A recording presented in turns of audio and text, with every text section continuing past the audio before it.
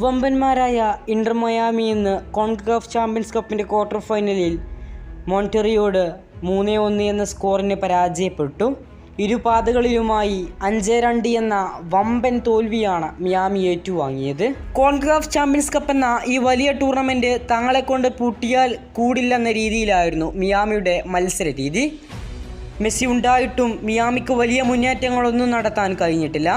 ആദ്യ പാദത്തിൽ 2-1 തോറ്റതെങ്കിൽ ഇത്തവണ 3-1 എന്ന സ്കോറിനാണ് തോൽവി ഏറ്റുവാങ്ങിയത്. കഴിഞ്ഞ തവണ ലിയോ മെസ്സിയുടെ ചിറകിലേറിക്കൊണ്ട് ലീഗ്സ് കപ്പിൽ മുത്തമിട്ടത് കൊണ്ടാണ് കോൺകക്കാഫ് ചാമ്പ്യൻസ് കപ്പിന് ഇന്റർ മയാമി യോഗ്യത നേടിയത്. ഇവിടെയും മെസ്സി മാത്രം വിചാരിച്ചാൽ കാര്യങ്ങൾ എളുപ്പമാകില്ലെന്ന് മിയാമി പഠിക്കേണ്ടിയിരിക്കുന്നു. കാരണം ഇന്ന് ഇന്റർ മയാമി വഴങ്ങിയ 3 ഗോളുകളിൽ 2 സ്വന്തം ടീമിന്റെ മിസ്റ്റേക്കിൽ നിന്ന് പിറന്നതാണ്.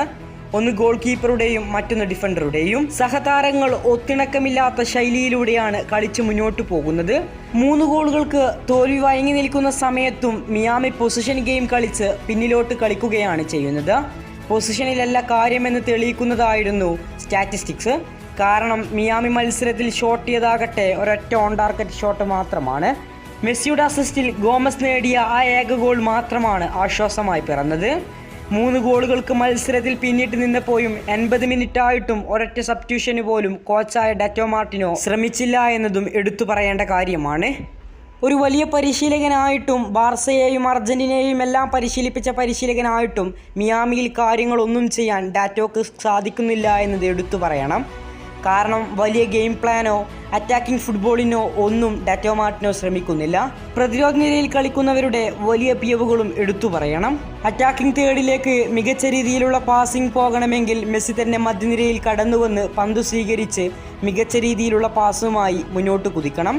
എങ്കിലേ മിയാമിയുടെ അറ്റാക്കിംഗ് ത്രിയം ഓണാവുകയുള്ളൂ. ഇങ്ങനെ കാര്യങ്ങൾ പോയാൽ മിയാമിക്ക് കാര്യങ്ങൾ ഒട്ടും എളുപ്പമാകില്ല.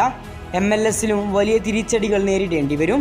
ഇങ്ങനെയാണ് ഇപ്പോൾ ആരാധകർ ചോദിക്കുന്നത്, മെസ്സിക്ക് ഇന്റർ മയാമി അനുയോജ്യമായ ടീമാണോ? കൂടുതൽ ഫുട്ബോൾ വാർത്തകൾക്കും വിശേഷങ്ങൾക്കും വേണ്ടി ചാനൽ ഇപ്പോൾ തന്നെ മറക്കാതെ സബ്സ്ക്രൈബ് ചെയ്യുക.